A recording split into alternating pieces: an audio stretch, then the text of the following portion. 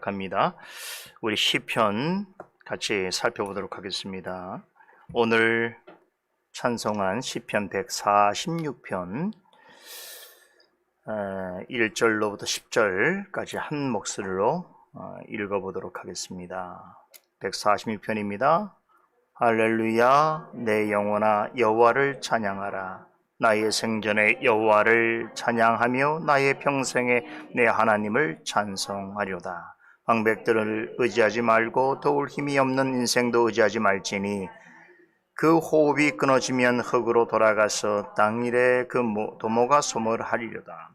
야곱의 하나님으로 자기 도움을 삼으며 여호와 자기 하나님에게 그 소망을 두는 자는 복이 있도다. 여호와는 천지와 바다와 그 중에 만물을 지으시며 영원히 진실함을 지키시며 압박당하는 자를 위하여 공의로 판단하시며 줄인 자에게 식물을 주시는 자르시로다. 여호와께서 갇힌 자를 해방하시며 여호와께서 소경의 눈을 여시며 여호와께서 비굴한 자를 일으키시며 여호와께서 의인을 사랑하시며 여호와께서 객을 보호하시며 과와 가부를 붙이시고 악인의 길을 굳게 하시는도다. 시온아 여호와 내 하나님은 영원히 대대히 통치하시로다. 할렐루야. 시편은 어떤 성경책보다도 하나님에 대한 지은이의 경험과 묵상에 근거한 직접적인 서술이 잘 담겨져 있습니다. 이런 시편을 산으로 비유한다면 지난번에 시편 138편에서 145편까지 다윗이 직접 지은 시편들을 모아두었던 시편 전집은 시편 전체의 구분응선에 해당한다, 이렇게 말할 수 있습니다. 이제 이 말은 시편의 정상이 얼마 남지 않았다라는 것을 의미합니다. 이번 주부터 시편의 정상 부분에 최종적으로 남아있는 5편의 시편을 살펴보게 될 텐데요. 구분응선 지점을 지나서 시편 만나게 되는 시편 138편에서 145편까지의 시편을 다윗의 시편 전집이다, 이렇게 말할 수 있다면, 이제 최종 정상 지점에서 만나게 되어지는 146편서부터 마지막 150편까지의 5편의 시편은 할렐루야라고 하는 말로 시작해서 할렐루야로 끝나게 되는 할렐루야 시편 전집이라고 부를 수 있겠습니다. 시편 146편은 이 할렐루야 시편 전집의 서론이라고 할 수 있는데, 자, 여러분들이 여기서 한 가지 기억할 것이 있습니다. 이 시편을 포함해서 할렐루야 시편들은 지난 2주에 걸쳐서 살펴보았던 다윗 시편의 결론이라고 할 수 있는 시편 145편과 내용적으로 긴밀하게 연관되어져 있다는 것입니다. 자, 여러분, 그 시편 145편의 주제가 뭐였지요? 한마디로 말하자면 왕이신 하나님은 모든 피조물과 모든 성도로부터 그리고 날마다 영원히 찬양을 받으시기 합당하시다라는 사실입니다. 그 때문에 시편 145편은 주의 이름을 송축하리로다라고 하는 신앙적인 다짐으로부터 시작해서 주의 성호를 영영히 송축할지어다라고 하는 믿음의 호소로 마칩니다. 그리고 이어지는 시편 146편부터 마지막 150편까지 처음과 끝이 할렐루야로 시작해서 할렐루야로 마치는 그런 구도를 보여주고 있는데, 이것은 시편 다윗의 시편 전집의 결론이라고 할 수 있는 시편 145편은 다시 말해서 곧 이어나오는 할렐루야 시편 전집의 또 어떤 면에서는 머릿말에 해당되는 것이라고 보아도 과언이 아닌 것이죠. 제가 여태까지 시편을 이렇게 말씀을 드리면서 항상 강조하는 게 뭡니까? 시편이 이게 하나하나의 독립된 시가 아니라는 거예요. 다 앞뒤로 연결되어 있습니다. 이 배열 자체도 하나님의 영감이라고 저는 확신합니다. 이제 그 점을 여러분들이 알면은 시편을 보는 참 기쁨과 재미가 있어요. 자, 할렐루야라고 하는 말은 시편 145편을 통해서 시인 다윗이 거듭해서 외친 하나님을 송축할지어다라고 하는 말을 한마디로 압축한 표현인 것입니다. 시편의 구분응선 지점에서부터 정상에 이르는 과정에서 만나게 되어지는 5편의 시들은 할렐루야라고 하는 말이 처음과 나중에 나올 뿐만 아니라 전체적인 내용들, 형식조차 아주 유사한 그런 서문으로 시작하고 있습니다.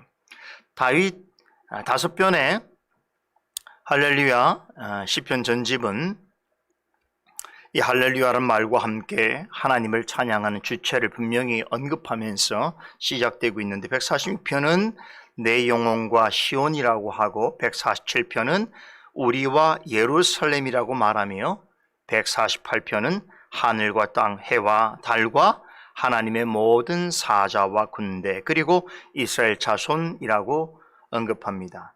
149편에서는 성도의 회중과 이스라엘이라고 하고 마지막 150편에서는 호흡이 있는 모든 자라고 말합니다.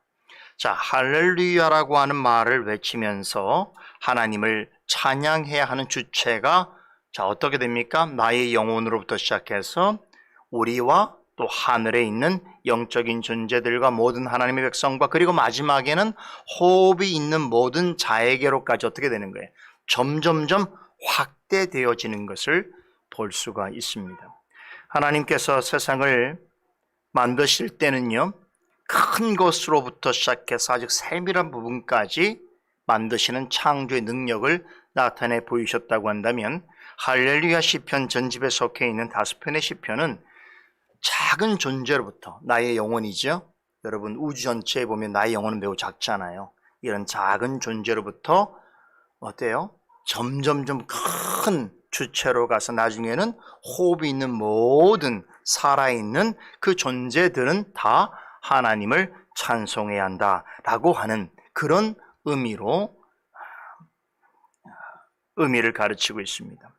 이렇게 할렐루야 시편 전집에서는 찬양의 대상과 범위가 크게 확장되어서 마지막 시편 150편에는 그 피날레를 어떻게 장식합니까?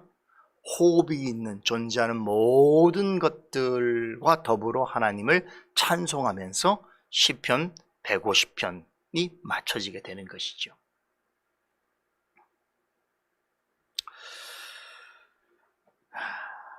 참 그래서 시편은요 굉장히 감격스러워요. 시편 1편에서 복 있는 사람으로부터 시작해서 마지막 150편에서 모든 호흡이 있는 자가 다 하나님을 찬송하는 것으로 시편은 마무리되고 있는데, 자 이런 특징들은 여러분 이렇게 시편을 이렇게 한 걸음 뒤로 물러서서 시편 전체의 숲을 조망할 때만 볼 수가 있는 거예요, 그죠? 그래서 여러분들이 이 시편 해설도 잘 들으셔야 돼요.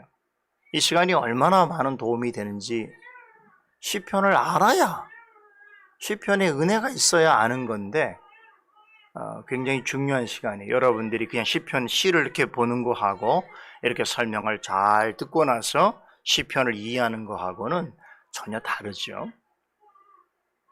자, 시편의 정상에 이르는 마지막 지점에서 만나는 5편의 할렐루야 시편들을 본격적으로 살펴보기 전에 오늘 저는 여러분들과 조금 특별한 시간을 가져보려고 합니다. 말씀드린 대로 시편의 마지막 5편의 시는 할렐루야로 시작해서 할렐루야라고 마칩니다. 자, 그런데 이 할렐루야라고 하는 이 말, 여러분 우리가 너무나 익숙하고 잘 알고 있는 말이지요. 그러나 또 한편으로는 실은 잘 모르고 있는 말이기도 합니다. 과연 그럴까요? 이제 제가 설명을 드리겠습니다. 오늘 남은 시간에는 제가 이 말에 집중해서 할렐루야라고 하는 말과 관련해서 우리가 반드시 알아야 할 것들이 무엇인지에 대해서 말씀을 드리려고 합니다. 할렐루야. 여러분 어떻습니까? 이 말을 들어보지 않은 사람은 한 명도 없죠. 아마 지구상에 이 말을 듣지 못한 사람이 있을지 모르겠습니다. 누구나 잘 아는 말입니다. 우리가 신앙생활 하면서도 아주 자주 듣고 많이 또 하는 말이기도 하지요. 특히 한국 교회에서는 유난히 이 말을 애용하기를 좋아합니다. 어떤 목회자와 설교자는 강단에 올랐을 때에 어떻게 합니까? 할렐루야! 그죠? 마치 회중의 이 인사말인 것처럼 이렇게 말하기도 하고, 또 설교하다 말고도 수시로 무슨 말 한다면 할렐루야! 그러면 자연스럽게 회중들이 또 거기에 대해서 할렐루야! 그러면서 이렇게 장단을 맞추고 취임새를 맞추고 하는 모습들을 자주 보게 되었지요, 과거에. 또 어떤 경우에서는 강사를 소개하거나 새로운 신자를 소개할 때도 꼭 이 말을 붙이죠. 할렐루야! 오늘 세 분이 오셨습니다. 강사님 소개합니다. 할렐루야! 그래서 어떤 불신자들 중에서는 이 할렐루야라고 하는 말이 기독교식 인사구나. 또 혹은 교인들이 처음 만날 때 나누는 그런 기독교적인 구호구나. 그렇게 생각하는 이들도 있습니다. 실제로 교회를 다니는 사람들 중에서도 이 말을 인사말 대신에 사용하는 분들이 있죠. 주일 아침에 만날 때 할렐루야! 할렐루야! 그러죠. 그죠? 또 어떤 경우에 있어서는 그 신앙적인 감정이 막 고조되거나 혹은 기쁨이나 설렘을 표현할 때 마치 감탄사조로 이 말을 사용하기도 합니다.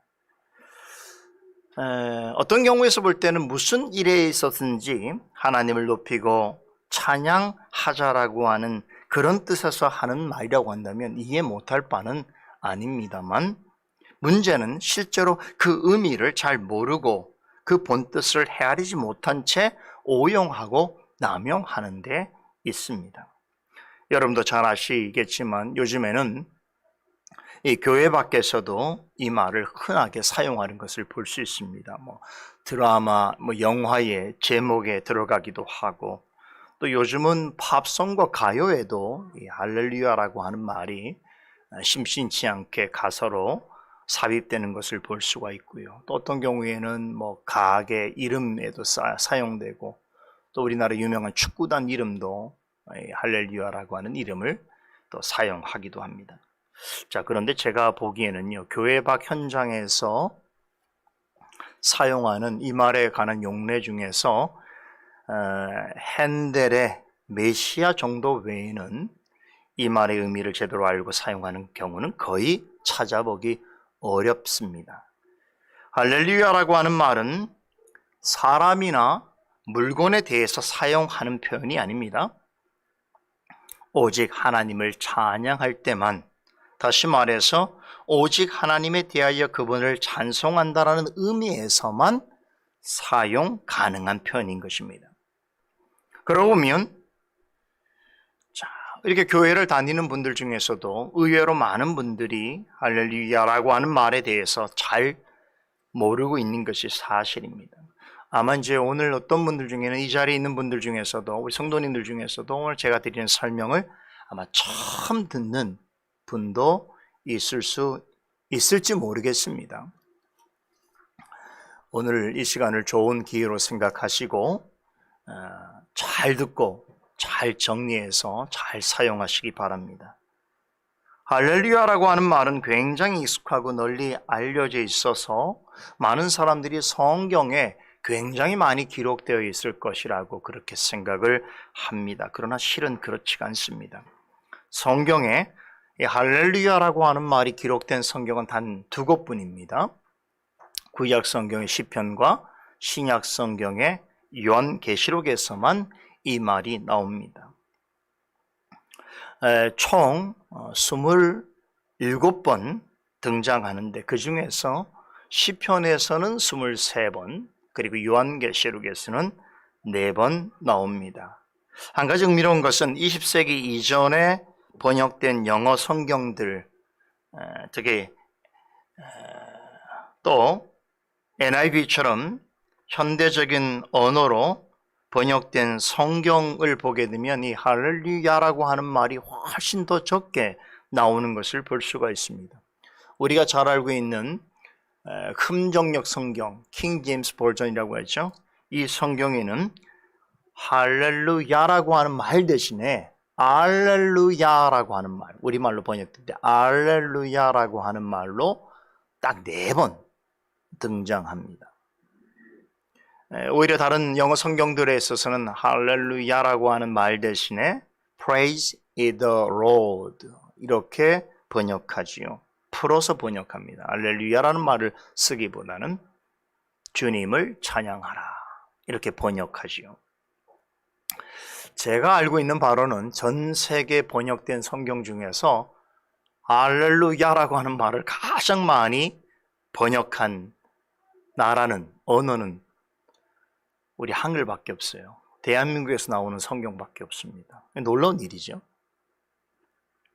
그런데 이것을 아는 것보다 더 중요한 사실이 있습니다. 이 말과 관련해서 개념 정리가 필요한 부분이 있는데 바로 할렐루야라고 하는 말의 뜻과 발음에 대해서입니다. 우선 뜻부터 생각해 보면 할렐루야라고 하는 말의 원어는 3가지 의미를 가진 단어로 구성되어 있습니다. 할렐이라고 하는 말은 히브리어로 찬양하다, 부르다라고 하는 뜻을 가진 할랄이라고 하는 말에서 유래했습니다. 그리고 루라고 하는 말은 너희는 무엇을 하라, 뭐뭐 하라라고 하는 의미의 히브리어 2인칭 복수 명령어입니다. 그러니까 할렐루라고 하는 말을 번역하면 너희는 찬양하라 라고 하는 뜻입니다. 그럼 누구를 찬양해야 하는가? 바로 야입니다. 야는 여호와를 가리키는 하나님의 이름을 축약한 명칭입니다. 여러분 아시다시피 유대인들은 거룩하신 하나님의 이름을 함부로 부르는 것을 망령된 행동으로 여겼습니다. 그래서 가급적이면 직접적으로 하나님의 이름을 언급하는 것을 자제했습니다. 그래서 여호와라는 하나님의 이름을 직접적으로 언급하는 대신 야라고 하는 축약어를 써서 하나님의 명칭을 삼았습니다.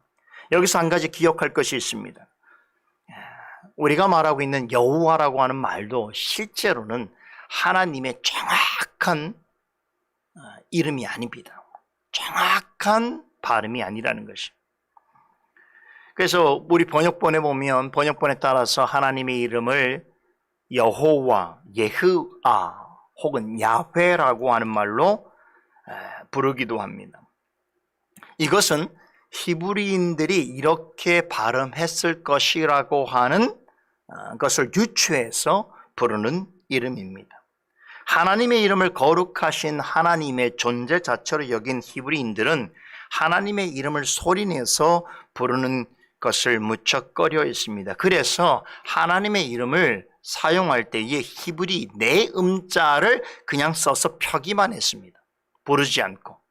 이게 너무 오랜 세월이 지나다 보니까 실제로 이 표기를 어떻게 불러야 할지에 대해서는 정보가 남아있지 않는 것이, 무슨 녹음기라도 있었으면은 뭘 기록할 수 있는 그런 것이라 있으면 좋겠는데, 하나님의 이름은 그냥 히브리 4글자로 표현만 할 뿐이지 부르지 않았습니다.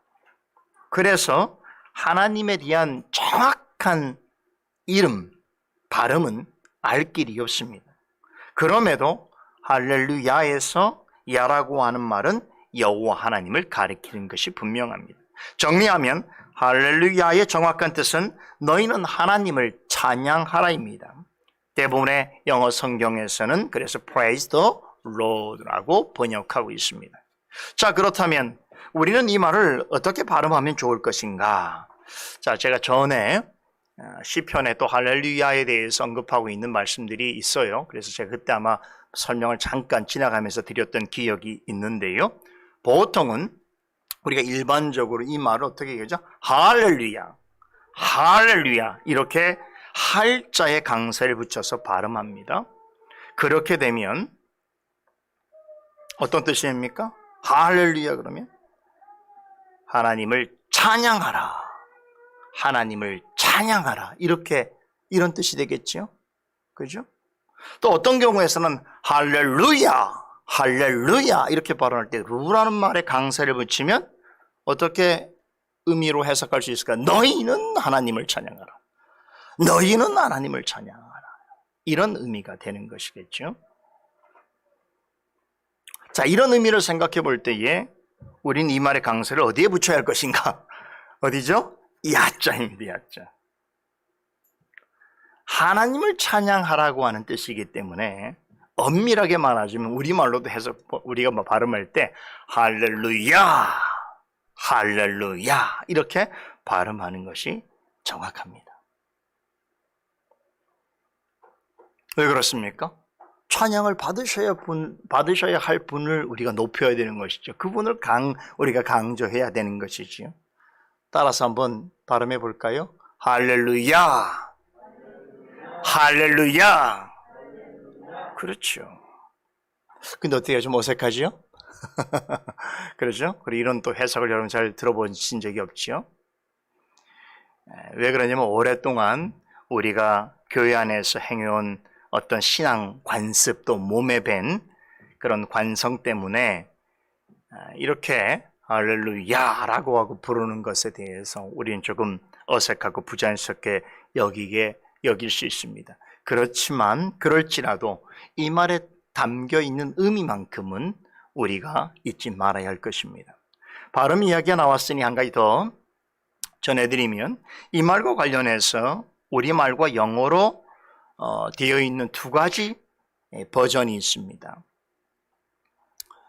바로 할렐루야와 알렐루야입니다. 알렐루야. 할렐루야는 H로 시작이 되겠죠. 알렐루야는 A로 시작이 됩니다. 여러분 들어보셨죠? 어디에서는 할렐루야라고 표현하고 어디에서는 알렐루야라고 표현되기도 합니다. 사실 이 두 단어는 같은 의미지만 조금 다르게 발음되지요. 여기에는 교회의 역사적인 배경이 있습니다. 원래 히브리어로 할렐루야가 맞습니다. 그런데 BC 3세기경에 헬라 지역에 정착하여 살던 유대인들을 위해서 히브리어로 된 구약 성경을 당시 언어였던 헬라어로 바꾸어서 번역하는 그런 역사가 있었죠. 그래서 탄생한 성경이 70인경, 셉투진트라고 하는 성경인데요. 이때 이 셉투진트 70인경에 히브리어 할렐루야라고 하는 말이 알렐루야로 번역이 되었습니다. 왜 그런가 하면 헬라어에는 히브리어에서 말하고 있는 이게 할이라고 하는 말의 히읗, 우리말로는 강한 히읗자, 아주 격음이거든요. 할, 이런 발음이 히브리어는 있는데 헬라어에는 이 발음이 없어. 이걸 낼 수가 없어요. 그래서 이 격음을, 강한 격음을 빼고 대신 R이라고 하는 부드러운 발음으로 하게 되어진 것입니다. 그런데 이후에 로마 제국 안에 기독교가 대중화되어지고 국교로서 자리 잡게 되면서 공식 언어가 바뀌죠. 헬라어에서 라틴어로 변경됩니다. AD 4세기경에 헬라어로 기록된 성경 전체를 라틴어로 번역하는 일이 있게 되죠. 이 성경이 볼게이트, 우리말로 불가타 성경입니다. 이 성경은 로마 가톨릭 교회의 표준 성경인데요. 라틴어는 헬라어 영향을 많이 받아서 이 헬라어적인 관습에 따라서 라틴어 성경에도 할렐루야라고 하는 말 대신에 알렐루야라는 말로 번역했습니다. 그 때문에 20세기 이전까지만 하더라도 로마 가톨릭 교회 전통에 있는 교회와 신자들은 할렐루야라고 하는 말보다는 알렐루야라고 하는 표현을 더 친숙하게 여겼습니다. 그런데 20세기 들어서 고대 성경 사본들이 많이 발굴되고 또 성경 고고학 분야가 발전하게 되면서 보다 성경 원본에 가까운 발음 연구가 지속되어 오는 과정에서 이제 최근에는 로마 가톨릭 교회나 또 한국 천주교회에서 발행하는 그 성경들은 다시 할렐루야로 바꾸고 있습니다. 이 할렐루야가 더 정확한 히브리 발음이구나라는 것을 인정하게 된 것이지요. 이렇게 할렐루야와 알렐루야는 성경 번역상의 과정에서 따르는 신앙 전통에 따라서 조금 다르게 발음되고 표기되는 것은 사실이나 뜻에 있어서는 차이가 없다, 같은 말이다 라는 것을 기억하시면 좋겠습니다. 마지막으로 오늘 시편 해설은 아까 언급한 핸델의 메시아 곡에 대한 이야기로 이제 마칠까 합니다. 클래식 음악을 잘 모르는 분이라도 핸델의 메시아는 들어보셨지요? 메시아라는 곡 중에서 성가대들이 할렐루야를 반복하면서 합창하는 부분이 있습니다. 이 찬송 부분, 이 합창 부분이 이 메시아 곡의 클라이막스예요. 그런데요, 이 메시아 곡의 할렐루야 합창이 연주가 되어지면 관객들이 모두 제자리에 일어나서 그 곡을 맞이하는 그러한 관습이 있습니다. 핸델의 메시아가 1742년에 영국에서 초연된 이후에 이것은 전 세계적으로 지켜지고 있는 일종의 불문율 같은 전통입니다. 일설에 따르면 그때 영국의 국왕 조지 2세가 이 부분의 합창을 듣고 너무나 감격한 나머지 자신도 모르게 벌떡 일어선 것이 관행이 되어서 지금까지 지켜지고 있다라고 하는 주장이 있습니다만, 그것이 사실인지 아닌지는 제가 확인할 길은 없습니다만, 그런데 우리가 할렐루야라고 하는 합창을 들을 때 일어서게 된다면 저는 그 이유가 달라야 한다 이렇게 생각을 합니다. 어떤 관행이나 전통 때문이 아니라 광대하고 거룩하신 하나님을 향하여 가장 영예로운 사랑과 존경의 마음을 담아서 일어서는 것이겠지요. 그렇죠. 왜 그렇습니까? 하나님은 존재하는 모든 것들로부터, 또 무엇보다도 하나님의 백성들로부터 날마다 그리고 영원토록 찬송과 영광을 받으시기에 홀로 합당하신 분이시기 때문입니다. 그러하신 하나님을 향해서 전심을 다해서 할렐루야를 부르고 외치는 것은 하나님을 믿고 따르는 성도들의 마땅한 본분인 것을 믿으시기 바랍니다. 함께 기도하십시다.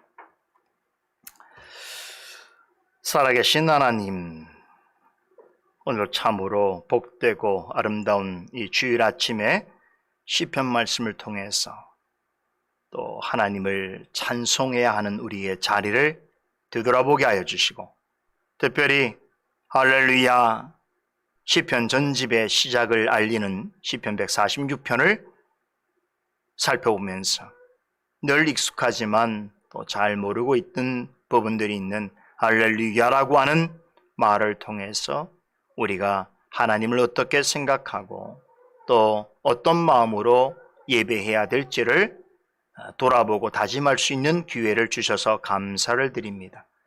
오늘도 하나님, 모든 존재하는 것들로부터 찬양과 영광받기에 합당하신 하나님 앞에 나아가 우리의 마음과 정성과 뜻을 모두어 예배드리며, 또한 겸허히 말씀을 들으며 주시는 은혜를 누리고자 원하오니, 오늘 이 예배 가운데, 이 모임 가운데 참여한 모든 성도들에게 크신 은혜로 함께하여 주시고, 또한 우리의 회중 가운데 임재하여 주시옵소서. 감사드리며 예수 그리스도 이름으로 기도드리옵나이다. 아멘.